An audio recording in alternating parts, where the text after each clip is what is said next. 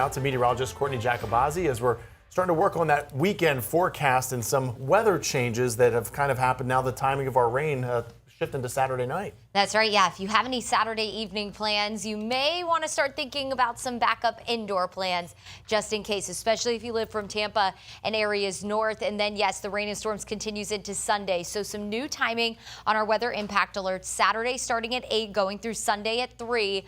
A few storms possible Saturday night, maybe even an isolated strong storm. The closer we get to the weekend, the more fine-tuned the details will become for you. And then rain, maybe a rumble of thunder until about midday Sunday. So yes, you might want to think about some alternate plans. You'll want that rain gear. Have the 10 Tampa Bay app handy, because not only will that give you updates on the forecast as we give them to you, that will also give you any kind of alerts to your phone just in case rain and storms are in your area as you're going out and about on your weekend. Satellite and radar will show you that weather system off to our north right now, already bringing some isolated severe storms to northern Mississippi. We have another kind of piece of energy pushing off that's bringing rain to Georgia and Alabama this morning, but the main event back out just to the west of Mississippi there, and that will knock on our door this upcoming weekend. As we wait for that, it's dry outside, a little more muggy this morning. That humidity is going to gradually climb out ahead of that weather system. Temperatures a little warmer this morning as well, in the 70s across the Tampa metro, where it's 71 in Tampa, 70 in Clearwater, 75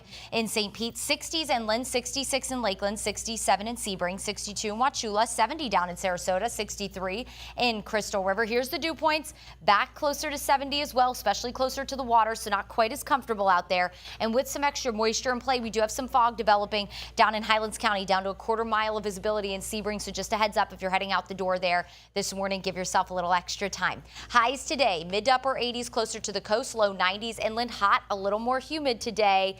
It is going to be a warm one if you're heading to watch the lightning later tonight. Mid 80s at 5, dropping into the 70s through the evening, staying dry though. Tomorrow, mid 80s, mostly sunny, hot and humid, and we will stay dry for your Wednesday and Thursday, today being Wednesday, of course, and Thursday. As we head into Friday, our wind is going to start to shift right out of the west, so off the Gulf. That could promote maybe a few isolated showers Friday evening, but no reason to cancel your plans. This is the weather maker we're looking for. Let's take you into Futurecast. Saturday, as early as around lunchtime, a few showers will be possible ahead of our main line of storms along the Nature Coast.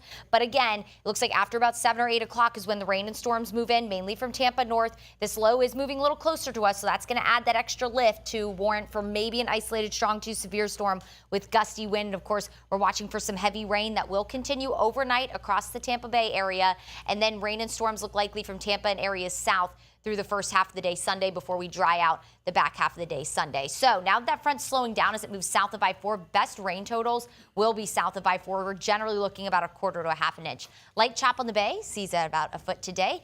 7-day shows, warm and mostly dry through Friday with the weather impact alerts Saturday night into Sunday. And then we'll be a little cooler and mostly dry to kick off next week.